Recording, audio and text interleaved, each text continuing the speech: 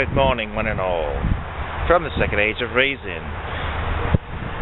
I've been thinking about dependency and interdependency, and today is a great day to bring it up because there are people who are arguing certain things, and you hear both sides of the story, and I'm just trying to put them next to each other, which is rarely done. So you have the group that say that corporations are bad and they're greed and all this sort of thing, and they're going to take all the money away from everybody. And then there are those that say the government is bad and everybody's getting dependent on the government, and that's bad too. But I would just like to point out the one thing that government and corporations have in common is that they are collectives. And I believe that corporations are jealous of the government because the government has a monopoly, and they can look at your paycheck and say, I want 30% or whatever percent of that. Give it to me because I say so, because I'm the government. And corporations wish they could do that. They wish they had that power. And governments sometimes wish they could be in it for profit. But, they have the ability to print money if they want to. I don't think they print it so much anymore. I mean, they print some, but I think a lot of it is just e-money. They just add an extra zero here. Okay, good enough. But I want to bring to the forefront that some say dependency on your government is bad. But the alternative is they want you to be dependent on the corporation. They want you to be dependent on a private enterprise or a publicly owned private enterprise. That way, they can find a way to extract money from you, just as they have with the American Health Plan they put forward, where they force everybody to buy health insurance. So in this case, you have the mixture. So the insurance has the law written to guarantee them, you as a customer, and you have to pay. So you're dependent on the government, but corporations want you to be dependent on them. It's like having two masters. You're going to hate one or the other. And that generally defines it as to whether you're this party or that party. But I contend they're missing the whole thing. The whole thing should be independence. That was the founding idea of America, was independence, because back in the day, the King of England wanted the Americas to be dependent on him. And now we're not. Well, we think we're not. But anyway, so you can see this clearly when people try to be independent. When people try to defend themselves by having their own weapons. When people want to feed themselves by growing their own food, raising their own livestock, processing their own things for their own consumption.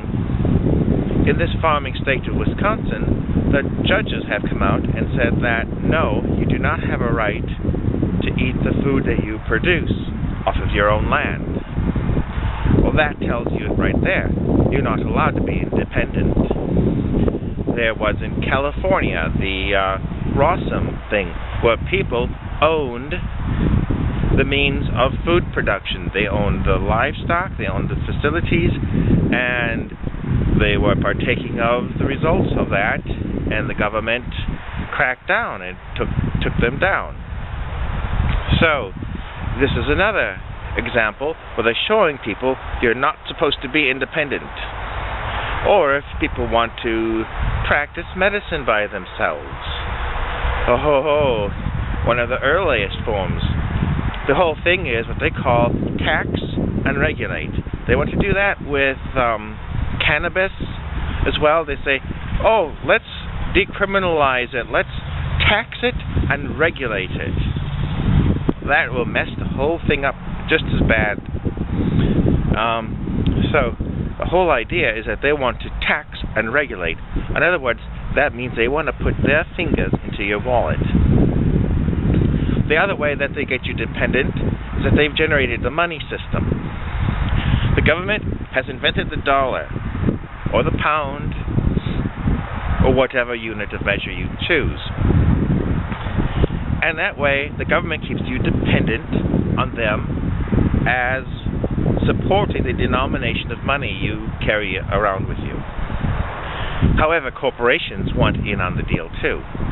So banks now have this thing where they're trying to push for a cashless society.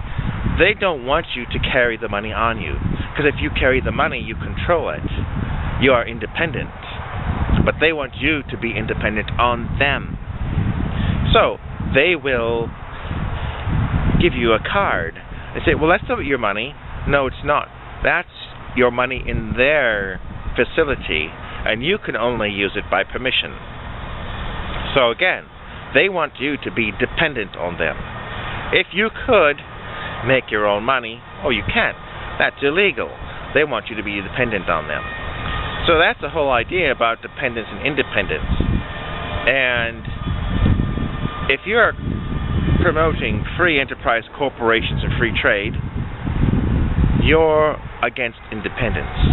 And if you're promoting big government, you're against independence. But if you are supporting people using the land they own, using the skills they have, doing what they have for themselves, trading without taxation and regulation, well, that's more independence. And if you find that scary, well, maybe it is. If you're dependent on the dependency system. But I thought I would mention it because I think right now we're all very dependent on both government and corporations.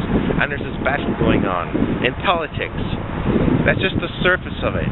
Underneath, there's another battle going on with banks and regulators. And where it ends, we're going to have to wait and see. But I think some people are starting to notice.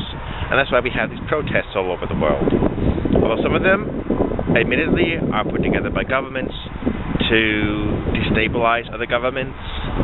But I think the goal is that people will start awakening and becoming aware and decide, listen, I wish I was had some more independence.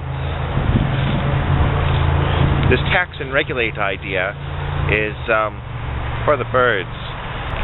So those are all little foods for thought. You may comment and put your things in the area below, and we'll see where this leads. Dependence, independence, or interdependence. Got to find the right balance, eh? So until later, we'll be seeing you